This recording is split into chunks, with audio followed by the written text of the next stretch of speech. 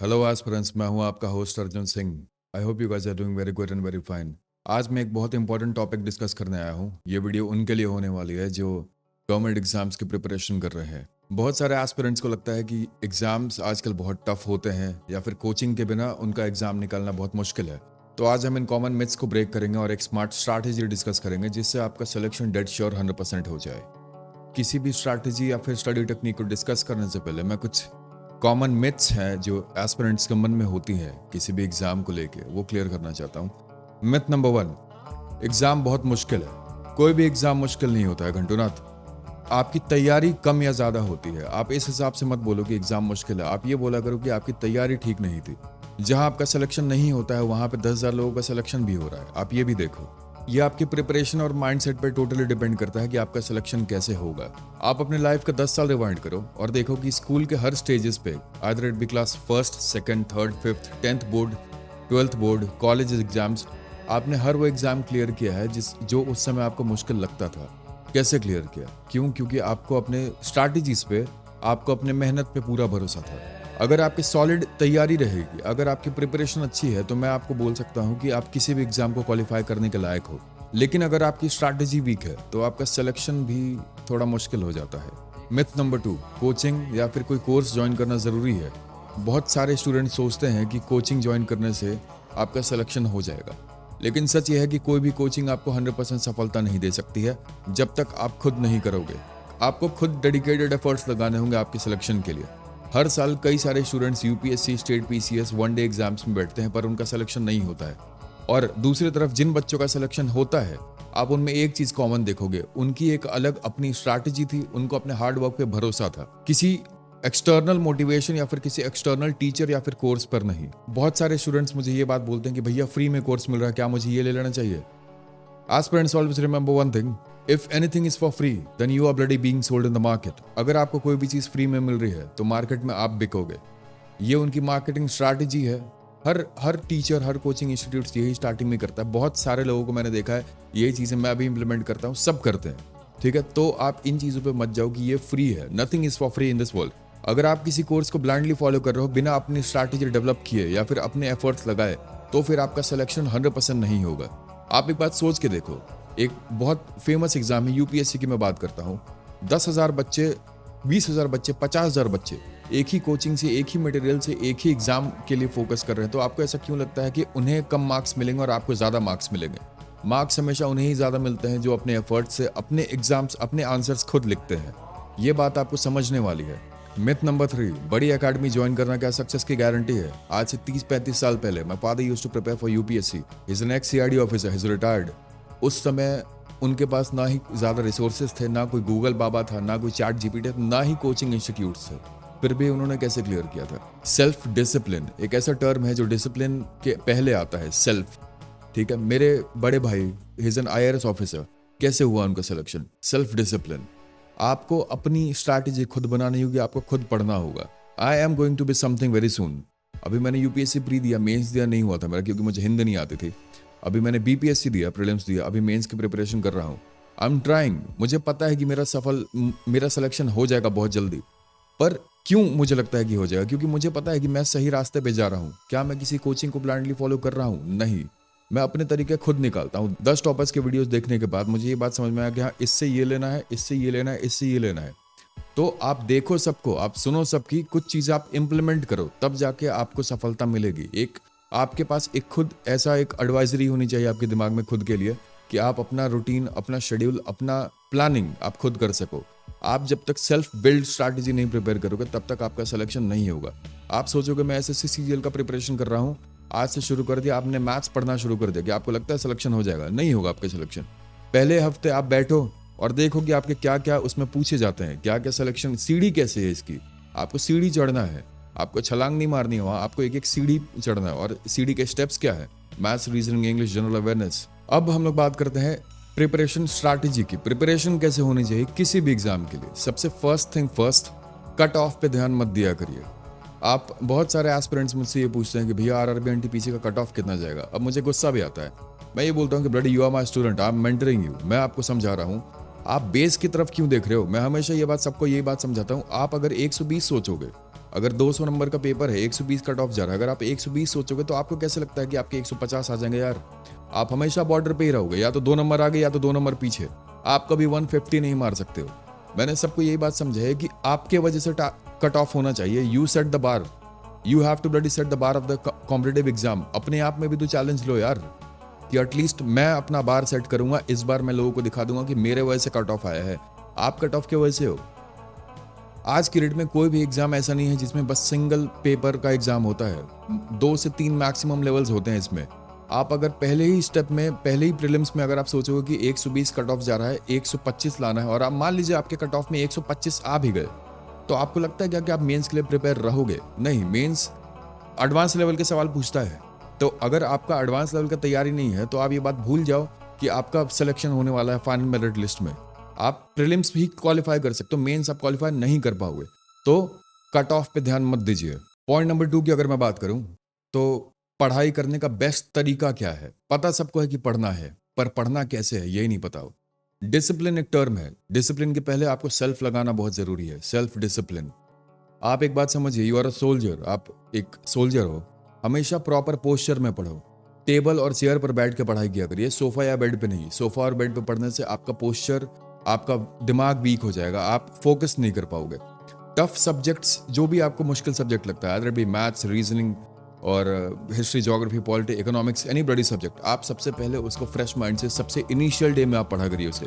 आपको ये बात समझ में आएगा जब आप टफ सब्जेक्ट, टफ चीज़ें आप पहले टैकल कर लेते हो, तो फिर जाके बाद की जो सारी चीज़ें रहेंगी आपके दिमाग में ये एक बन जाता है कि हाँ, मैंने मुश्किल चीज़ें कर ली, अब मुझे आसान आसान करना है। आप रोज एक सेम टाइम पे पढ़ा करिए। ऐसा मत करिए कि एक दिन आप सुबह 5 बजे पढ़ रहे हो, एक दिन शाम को 8 बजे पढ़ रहे हो। ये प्रॉपर शेड्यूल नहीं है। आपके दिमाग को भी ट्रेनिंग चाहिए आपके बॉडी की तरह। अगर आप अपने दिमाग को ट्रेन करोगे कि हाँ, रोज सुबह मुझे 5 बजे पढ़ना है, तो आप उसी समय पे सबसे ज़्यादा फोकस कर पाओगे। आप सबसे ज़्यादा इफेक्टिव स्टडी उसी टाइम पे आप कर सकते हो। द मोस्ट इंपॉर्टेंट पॉइंट की मैं बात करूँ, पॉइंट नंबर 3 इज रिविजन का फॉर्मूला। 3 स्टेप स्ट्रैटेजी होती है। देखिए, साइंटिफिक रिसर्च के मुताबिक अगर मैं बात करूं, बिना रिवीजन के 84% चीजें आप भूल जाते हो। इसलिए एक proper revision cycle is very must. पहला रिवीजन आपका कब होना चाहिए? आपने जो भी चीजें आज पढ़ी हैं उसको आप रात को सोने से पहले आपको रिवाइज करना है। दूसरा रिवीजन, अगले दिन सुबह उसे रैपिड रिवीजन करना है। और तीसरा रिवीजन, हर हफ्ते का एक फुल रिवीजन का सेशन रखना चाहिए आपको।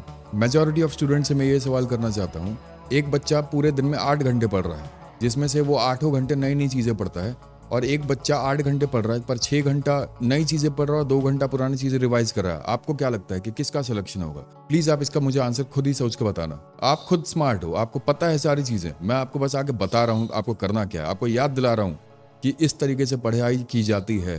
4th पॉइंट की अगर मैं बात करूँ तो स्मार्ट नोट्स बनाइए, सब्जेक्ट वाइज कैटेगराइजेशन। देखिए, ये एक नया टर्म है जो आप सभी को नहीं पता है। मुझे पता है आपको नहीं पता है। पता होता तो आप मुझे नहीं देख रहे हो। तो बहुत सिंपल सी एक चीज़ बताता हूँ। देखिए, हर सब्जेक्ट को आप 3 कैटेगरीज में डिवाइड करिए, must know, should know, could no.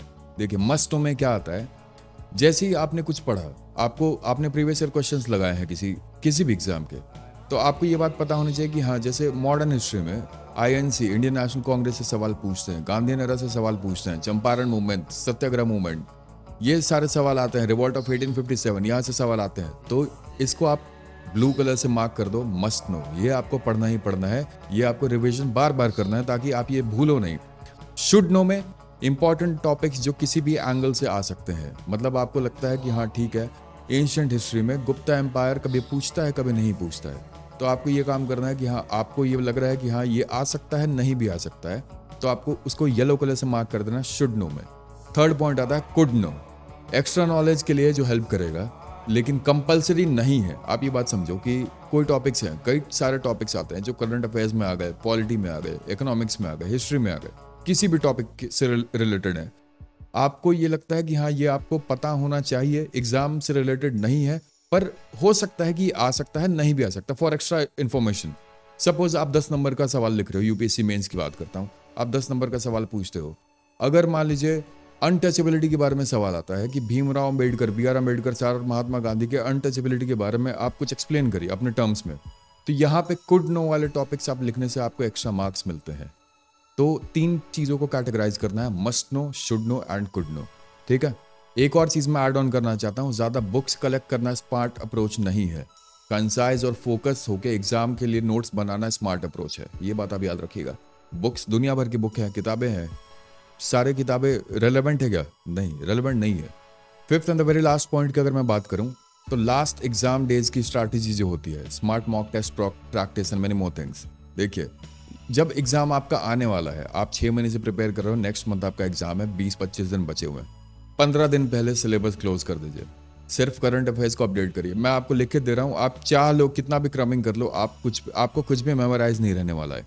Mock test attempt किया करिए, basic time to time mock test, weekly mock test की एक हैबिट डालिए, ठीक है, और अपनी गलतियों से एनालाइज करिए। आप बोलेगा मॉक टेस्ट का क्या यूज है यार? मॉक टेस्ट आपको प्रेशर देता है, एक रियल टाइम प्रेशर। जब आप अपने घर में बैठ के जब आप एग्जाम नहीं लिख पा रहे हो तो आपको लगता है कि आप यूपीएससी एग्जाम के सेंटर हॉल में एग्जाम लिख पाओगे। इट्स नॉट क्वाइट पॉसिबल यार। हर 3-4 दिन में एक फुल लेंथ मॉक टेस्ट लिखा करिए और टाइम मैनेजमेंट इंप्रूव करिए। Time management is very important, it's very crucial. आपके किसी भी एग्जाम में सिलेक्शन के लिए टाइम मैनेज करना बहुत जरूरी है। एग्जाम से 3 दिन पहले मैं भी चिल करता हूँ, आप भी रिलैक्स किया करिए। No new topics, only focus on revision. Exam आने वाला है, प्रेशर है, भैया मैं तो 20-20 घंटे पढ़ रहा हूँ। कब पढ़ रहे हो? एग्जाम 3 दिन बाद है तब। आप यही सेम रूटीन आप स्टार्टिंग से फॉलो करिए ना, हो जाएगा, सिलेक्शन हो जाएगा। बहुत सारे लोग डिसएग्री करें कि ये बोलने वाली बातें ऐसा वैसा, उन्हें डिसएग्री करने दो। मैं यहाँ किसी को खुश करने के लिए नहीं बैठा हूँ लाला, ठीक है। मैं कुछ स्टूडेंट्स हैं जिन्हें मुझसे फ़ायदा होता है, मैं उनका जीवन बनाना चाहता हूँ, बस बात खत्म, ठीक है। एक चीज़ के बारे में कोई नहीं बात करता कि एग्ज़ाम के बाद क्या करें, नेक्स्ट स्टेप पे ध्यान देना चाहिए। एग्ज़ाम जब आप दे के आते हो, किसी भी कॉन्फिडेंट एस्पिरेंट्स को अपने रिजल्ट का आइडिया तुरंत हो जाता है। अगर पेपर अच्छा गया है तो टाइम वेस्ट मत करिए, आप अपने नेक्स्ट स्टेप के लिए प्रिपेयर होना चालू कर दीजिए। आंसर की और रिजल्ट का इंतजार करना, it's a bloody time waste. अगर नेक्स्ट स्टेप की तैयारी आप करने लगोगे तो आप बहुत सारे लोगों से आप आगे ऑलरेडी रहोगे। एक ट्रू ऑफिसर माइंडसेट की अगर मैं बात करूं तो ये साइन होते हैं उनके, एक्शन लेना, टाइम वेस्ट नहीं करना, नो डिले। आपको ये बात पता है कि आपकी तैयारी कमजोर है, फिर भी आप उसके लिए बस रो रहे हो, आप कुछ तैयारी नहीं कर रहे हो, आप लोगों के भरोसे बैठे हो कि ये भैया मुझे गाइड करेंगे तो मैं सिलेक्शन लूंगा। एक हाइपोथेटिकल सिचुएशन ले लीजिए, आप ये मानिए कि मैंने यूट्यूब पे चैनल नहीं बनाया है, या कोई भी आदमी यूट्यूब पे आपको गाइड करने के लिए नहीं बैठा हुआ है, फिर आप क्या करते हैं? सिलेक्शन नहीं लेते, नौकरी नहीं लेते। दूसरों के भरोसा बैठना बंद करो, you are bloody on your own. ये बात आप ध्यान रखिए। आप अपने हिसाब से आप अपने लिए काम कर रहे हो, ठीक है। अब सारी चीज़ों का कंक्लूजन मैं आपको बता दूं, सक्सेस का कोई भी फॉर्मूला नहीं होता है। अगर आप ईमानदारी से मेहनत करेंगे, एक डिसिप्लिन रूटीन फॉलो अप करेंगे और रिवीजन को प्रायोरिटी देंगे तो IIT, JEE, NEET, UPSC, any exam that you are focusing on, कोई भी एग्जाम मुश्किल नहीं है। सक्सेस के 3 पिलर्स होते हैं बच्चों, स्मार्ट स्टडी, डिसिप्लिन्ड अप्रोच और कॉन्फिडेंस। आप ये बात मान लो। लोग मुझसे ये सवाल पूछते हैं कि भैया how to be disciplined like you, how to be confident. मैं डिसिप्लिन्ड नहीं हूँ, मैं आपको सच बात बता रहा हूँ, मैं डिसिप्लिन्ड नहीं हूँ। एक डिसिप्लिन्ड लाइफ बहुत ही मुश्किल लाइफ होती है। मैं आपसे ये बात बोल सकता हूँ, मैं ये नहीं बोलूँगा कि मैं कोई भगवान का अवतार हूँ और 30 दिन 365 दिन रोज सुबह 4 बजे। देखिए मेरे साथ क्या होता है, महीने में मान लीजिए 30 दिन होते हैं, ठीक है। 30 दिन में से मैं 25 दिन डिसिप्लिन रहता हूँ, 24 दिन डिसिप्लिन रहता हूँ, बाकी के 6-7 दिन हवा की तरह उड़ जाते हैं, मेरे पता भी नहीं पड़ता है। इसका मतलब क्या हुआ? क्या मैं फेल हो गया? नहीं। देखिए, कोई भी आदमी परफेक्ट नहीं होगा, आप ये बात समझ जाइए। आप सोचोगे कि यार आज मैंने नहीं पढ़ा, ये चीज़ें मुझे over the period of time समझ में आई है। ये चीज़ें मैं आपको अपने एक्सपीरियंस से बता रहा हूँ कि आप सोचोगे कि आज का दिन आपका वेस्ट हो गया, तो इसका मतलब ये नहीं है कि यार ठीक है आज का दिन वेस्ट हो गया, जो चला गया। आप ये क्यों बोल रहे हो कि वेस्ट हो गया? आप ये भी तो समझो, आप पिछले 15 दिन से पढ़ रहे थे, मेहनत कर रहे थे, ठीक है। इन चीज़ों पे आप फोकस किया करिए। ये मत सोचिए कि क्या वेस्ट हो गया, आप ये मत सोचिए क्या चला गया, आप उस पर फोकस करिए क्या आने वाला है। Always focus on the present, इसलिए हम लोग इसको प्रेजेंट बोलते हैं। It's a bloody gift. Alright, remember these points लाला, ध्यान रखिए, अच्छे से पढ़िए प्लीज। डीमोटिवेटेड मत फील करिए। किसी भी स्टूडेंट को देखिए, किसी भी एस्पिरेंट को देखिए, किसी भी टॉपर को देखिए, बहुत सारे लोग मिलेंगे आपको जो डीमोटिवेट करेंगे। मुझे भी मिलते हैं कमेंट सेक्शन में। आपको लगता है कि मैं फक्स देता हूँ? Do not give a bloody fuck. आप काम करिए, रीढ़ की हड्डी अपनी सीधी रखिए, आपको कोई झुका नहीं सकता है। Alright, see you guys, keep studying, study hard, stay healthy, keep smiling. Arjun Singh signing off. Mahadev आप सभी को शक्ति दे। ओम नमः शिवाय।